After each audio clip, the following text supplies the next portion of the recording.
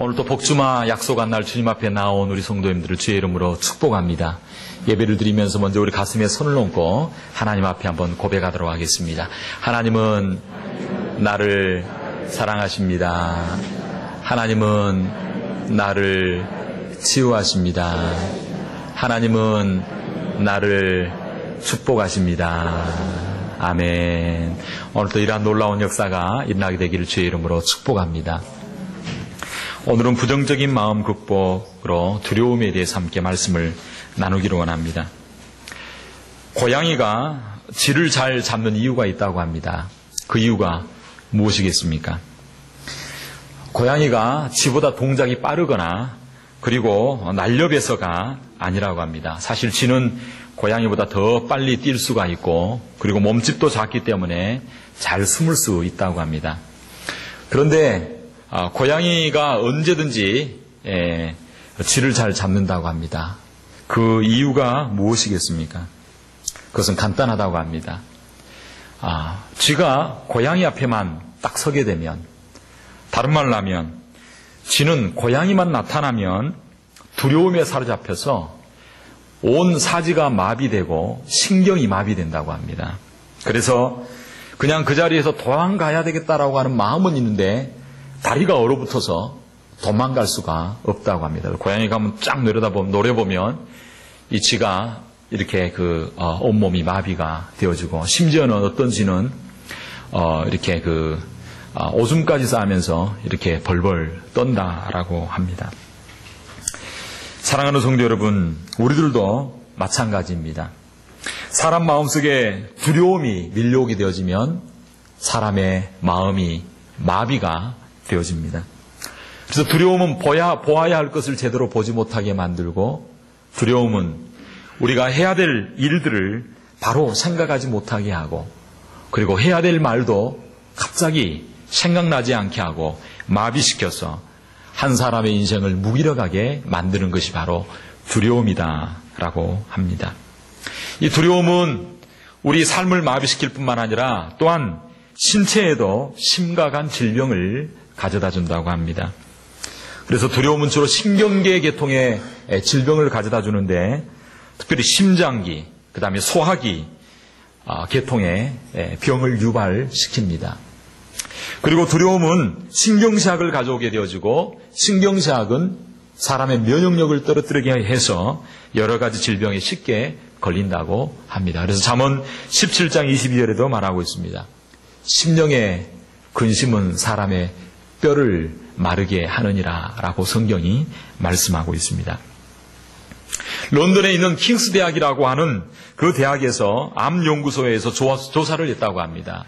또 유방암에 걸린 그 환자들을 이렇게 검사를 했습니다. 오랜 시간에 걸쳐서 조사하고 연구를 했는데, 희망적으로 살아가는 환자가 병을 두려워하고 염려하고 사는 사람보다 자그마치 10년 더 평균적으로 살게 되었다라고 하는 결과가 나오게 되었습니다. 다른 말로 하면 두려움에 눌려 사는 사람은 평균 10년의 수명이 단축된다라고 하는 것입니다. 저와 여러분들은 우리 삶 가운데 시시각각 몰려오는 이 두려움을 넉넉하게 이겨나갈 수 있는 저와 여러분 되기를 주의 이름으로 축복합니다. 그러면 이 두려움이 어디서 찾아옵니까? 왜 우리 가운데 두려움이 오게 되었을까요? 그래서 휴 미실다인이라고 하는 분이 책을 내게 되었습니다. 의학 박사이기도 하는데요. 그분은 책을 통해서 3가지 이유를 말하고 있습니다.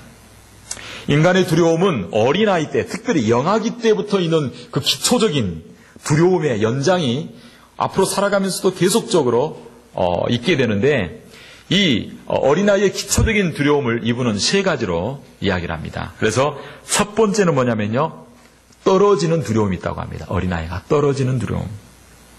떨어지는 두려움이 뭐냐면 위에서 떨어지는 것입니다. 그래서 이 떨어지는 두려움 때문에 나중에 커서 어른이 되어도 이 떨어짐에 대한 두려움 때문에 마음속에 항상 무슨 두려움이 있냐면 실패에 대한 두려움이 있고요.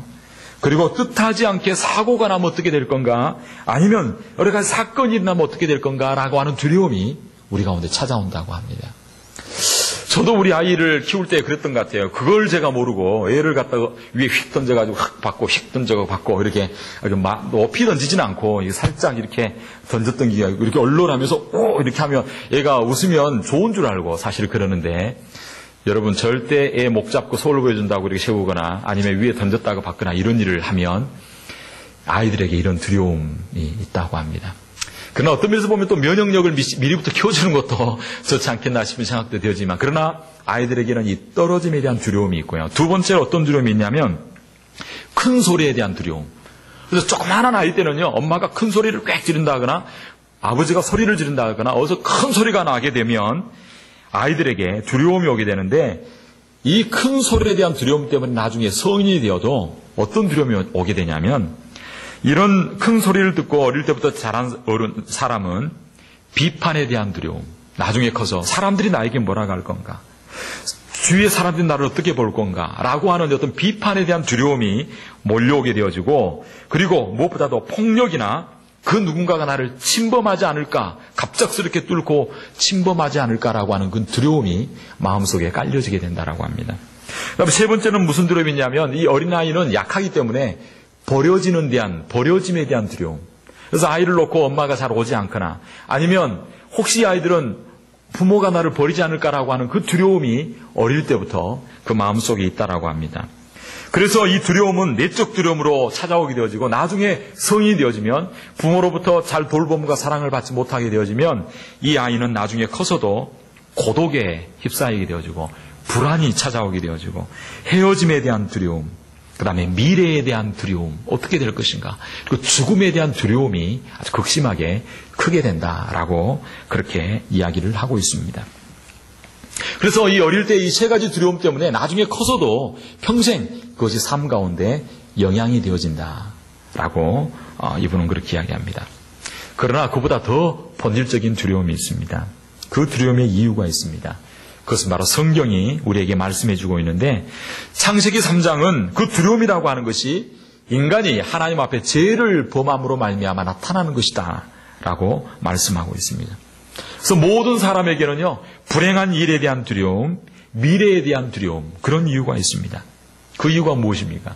그것은 바로 인간이 하나님 앞에 죄를 범했기 때문에, 그리고 하나님과 관계가 틀어지고 깨어졌기 때문에 찾아오는 것이다 라고 성경은 말씀하고 있습니다. 그래서 창세기 3장 9절 10절은 이렇게 말하고 있습니다. 여호와 하나님이 아담을 부르시며 그에게 이르시되 내가 어디 있느냐 가로되 내가 동산에서 하나님의 소리를 듣고 내가 벗었으므로 두려워하여, 뭐하여? 두려워하여. 그래서 인간에게 최초로 나타나는 하나님에 대한 표현, 그 감정의 표현이 뭐냐면 두려움이다라고 이렇게 이야기하고 있습니다. 하나님과의 관계가 깨어지면요 두려움이 찾아옵니다. 불안이 찾아오고요, 고독이 오고요, 소외감이 오고요, 인생의 허무감을 느끼게 된다라고 하는 것입니다. 사랑하는 성도 여러분, 그럼 이 땅 가운데 우리가 살아갈 때 어떻게 부정적인 마음을, 두려움을 극복하고 이 땅 가운데 하나님이 원하시는 그런 창조적인 삶, 하나님이 원하시는 아름다운 삶을 살 수 있겠습니까? 그렇게 하려면 첫째로 우리는 하나님과의 관계를 회복해야 될 줄로 믿습니다. 그래서 오늘 본문 8절은 그렇게 하나님과 이스라엘 백성에 대한 관계로 그렇게 이야기를 하고 있습니다. 8절 9절에 보면 이렇게 말합니다. 그러나 나의 종 너 이스라엘아, 나의 택한 야곱아, 나의 벗 아브라함의 자손아, 내가 땅 끝에서부터 너를 붙들고 땅 모퉁이에서부터 너를 부르고 내게 이르기를 너는 나의 종이라, 내가 너를 택하고 실어버리지 아니하였다 하였노라 말씀하고 있습니다.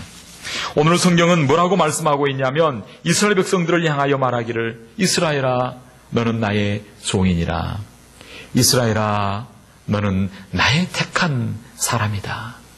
그리고 택한 사람 정도가 아니라 뭐라고 말하고 있냐면 너는 나의 벗 아브라함의 자손아. 그래서 하나님께서 이스라엘 백성들을 향하여 부를 때에 백성과 이스라엘 백성들과 특별한 관계를 가지고 그렇게 부르고 있는 것을 봅니다.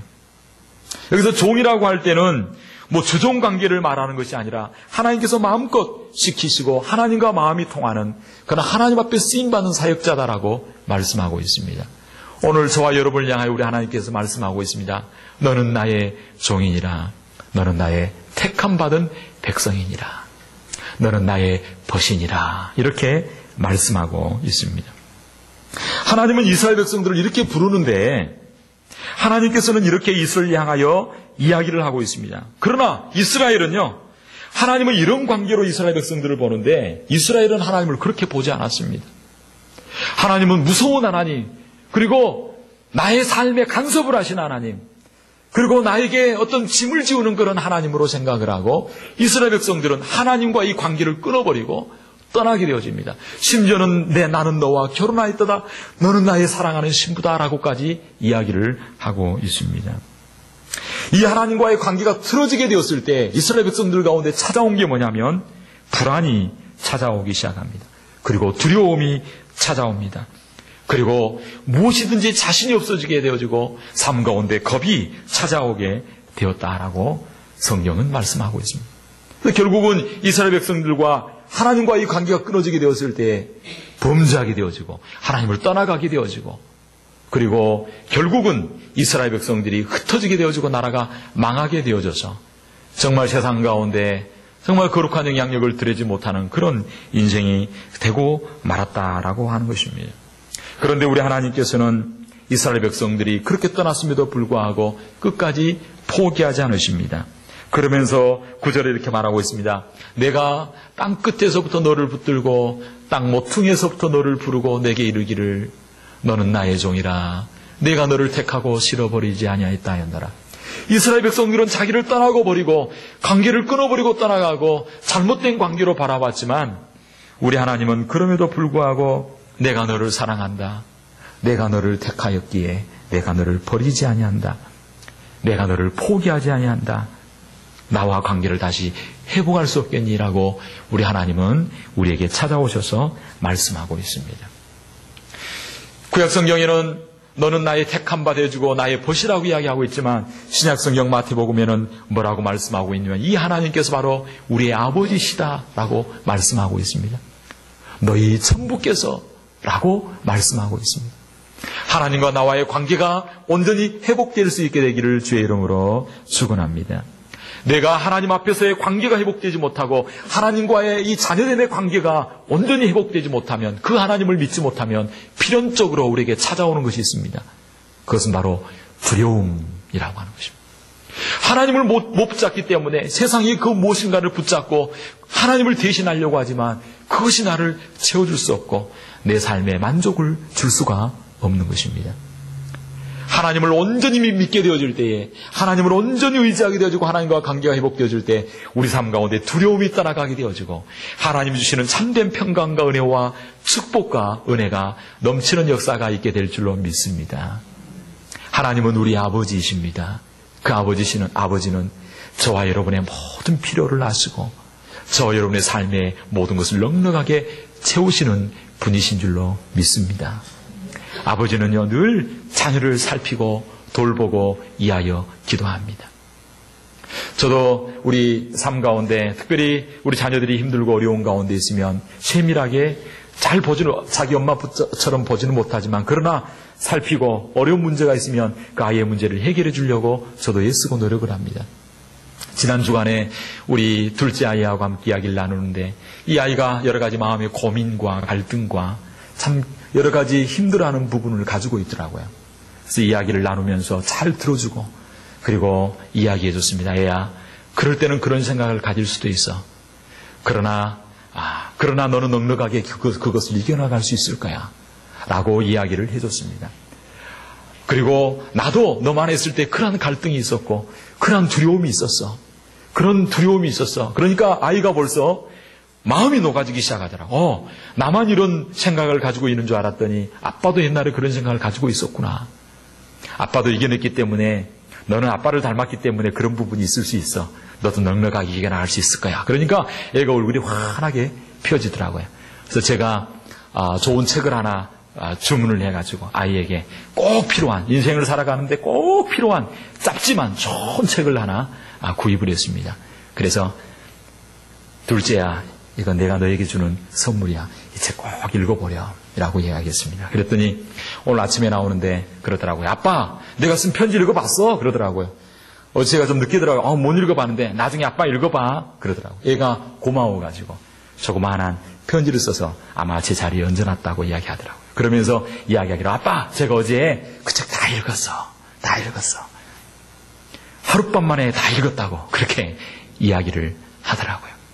사랑하는 성도 여러분, 하나님과 우리와의 관계가 회복되어지면 하나님 우리 필요를 아시고 하나님께서 우리를 책임지시고 하나님께서 공급하시고 역사하여 주실 줄로 믿습니다. 공중에 나는 새를 보라, 내가 너희 천부께서 먹이지 아니하냐. 들의 풀들을 바라보라, 하나님께서 입히지 아니하시느냐. 하나님께서 저와 여러분들의 필요를 아시고 채우시고 입히시고 인도하여 주실 줄로 믿습니다. 하나님과 깊은 관계가 회복되어지고 그리고 그 하나님을 온전히 믿는다면 우리 삶 가운데 두려움은 떠나가게 될 줄로 믿습니다. 어떻게 그 하나님과 관계를 회복할 수 있을까요? 오직 유일한 길, 하나님께 나아갈 수 있는 길은 한 가지밖에 없습니다. 예수 그리스도 십자가입니다. 성경은 말씀하고 있습니다. 예수께서 가라사대 내가 곧 길이요 진리요 생명이니 나로 말미암지 않고는 아버지께로 올 자가 없느니라. 사도행전 4장 12절 다른 이로서는 구원을 얻을 수 없나니 천하인간에 구원 얻을 만한 다른 이름을 우리에게 주신 일이 없음이니라. 요한복음 1장 12절 영접하는 자 곧 그 이름을 믿는 자들에게는 무슨 권세를 줬다고요? 하나님의 자녀가 되는 권세를 주셨다라고 말씀하고 있습니다. 그러므로 행여나 하나님을 떠났던 그런 잘못된 이스라엘 백성들과 같은 그런 모습이 있다면 회개함으로 예수 그리스도의 십자가를 붙들고 하나님 아버지와 관계가 회복되길 바랍니다. 그러면 신비한 일이 일어납니다. 할렐루야. 따라서 신비한 일이 일어납니다. 하나님께서 기적적으로 채우시고 하나님께서 기적적으로 내 삶 가운데 역사하시는 신비한 일들이 하나님과 관계가 회복되어지면 그때부터 일어나게 될 줄로 믿습니다.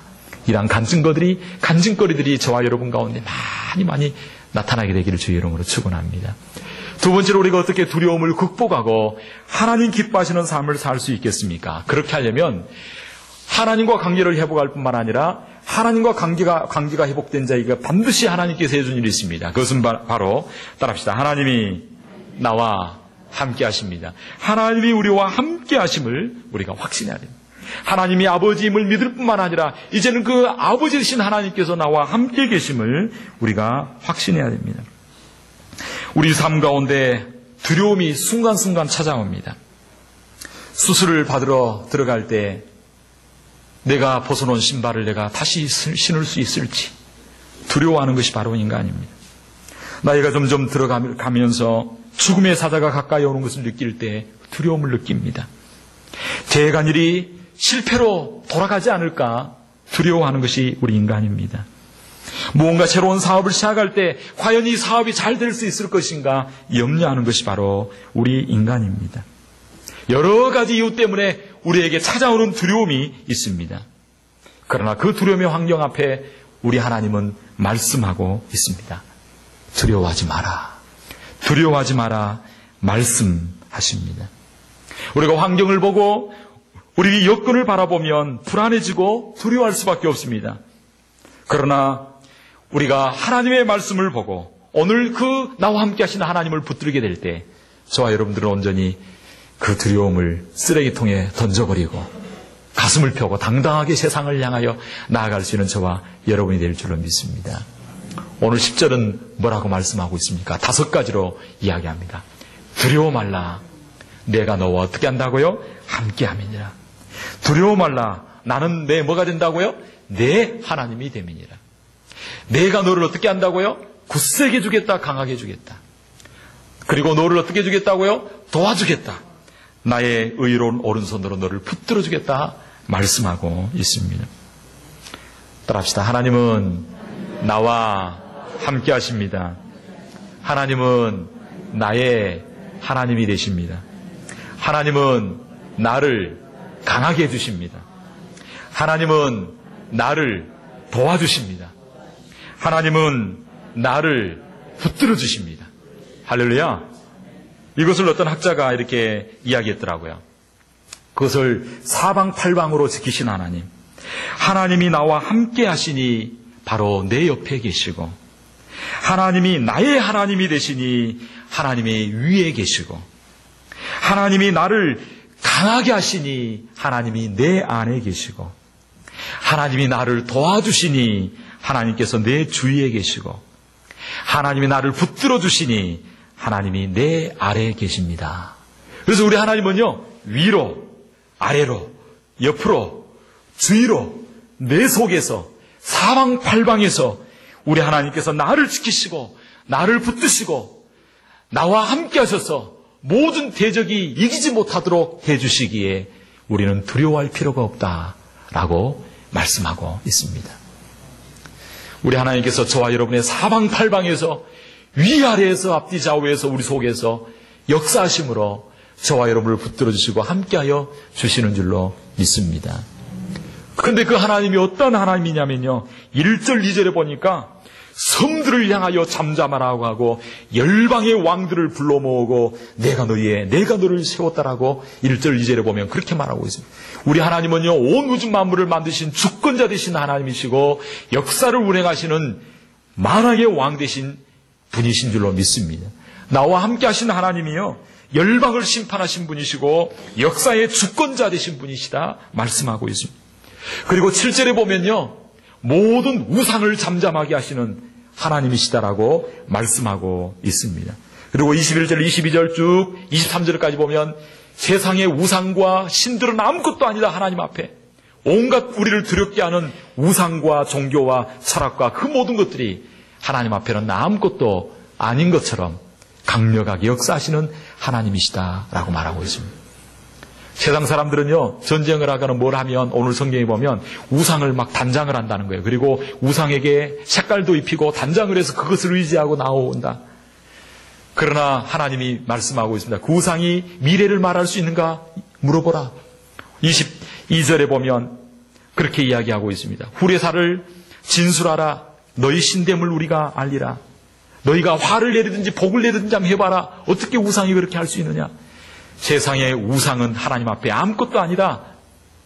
세상이 의지하는 것은 아무것도 아니다. 세상의 왕들도 하나님의 주권하에 있고 세상의 열방 5대양 6대주가 다 주님 손 안에 있다 라고 오늘 이사야서 41장은 말씀하고 있습니다. 그 하나님이 저와 여러분과 함께 하고 계신 줄로 믿습니다.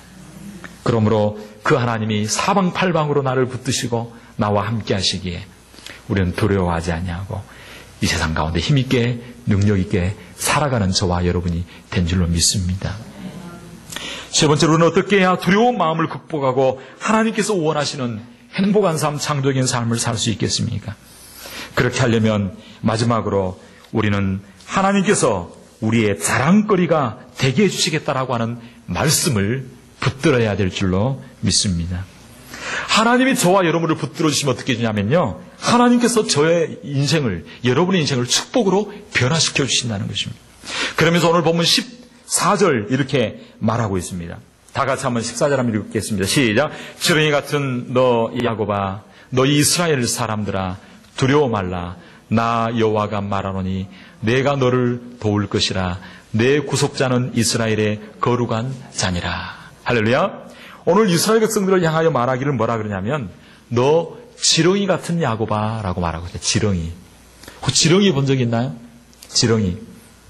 그래서 거름덩이 같은 데 보면 지렁이가 있습니다. 특별히 그 퇴비 같은 데 보면요, 이 지렁이가 있습니다. 그래서 저는 어릴 때 낚시를 좀 하려고 이 지렁이를 잡아가지고 한 통 잡아서 낚시를 해본 적이 있습니다. 근데 지렁이가 어디에 가장 많냐면 거름덩이 밑에나 이 땅을 파면요, 이 습한 곳에 지렁이가 있습니다.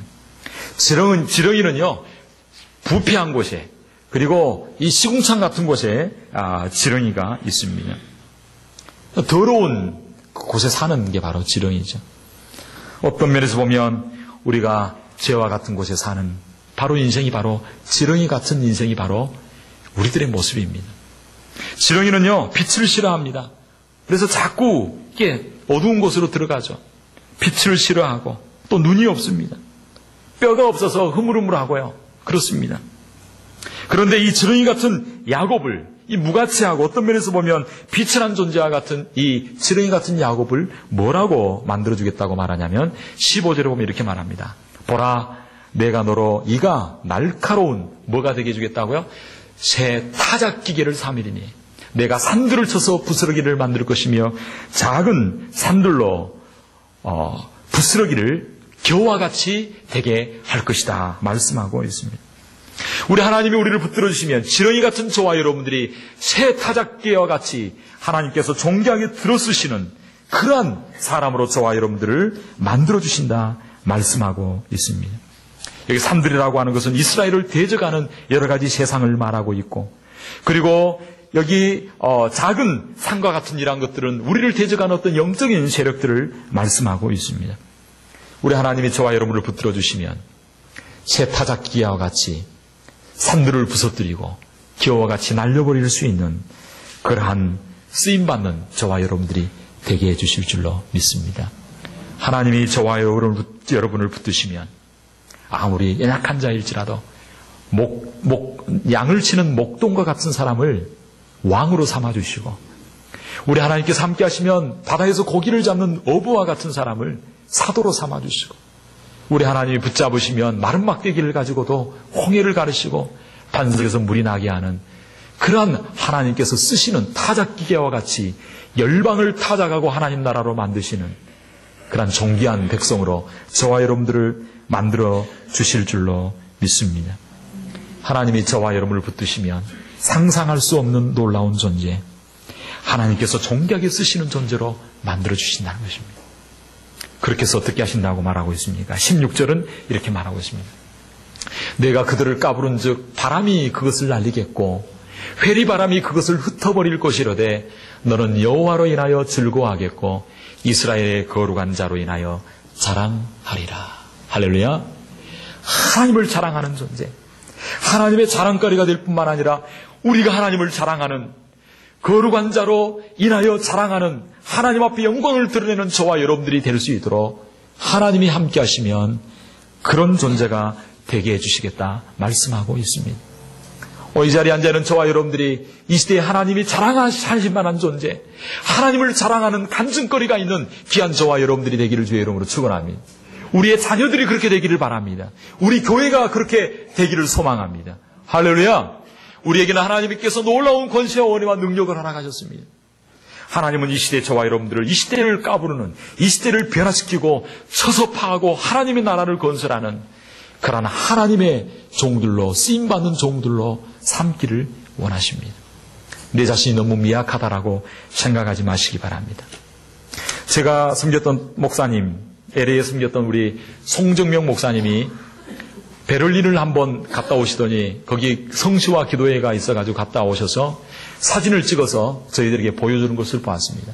그런데 그 사진의 배경이 뭐냐면 특별히 독일의 라이프치히에 니콜라이라고 하는 교회가 있는데 그 교회 담임 목사님과 그리고 그 교회에서 사진 찍는 것을 보았습니다. 찍어서 성도들에게 보고하는 것을 보았습니다.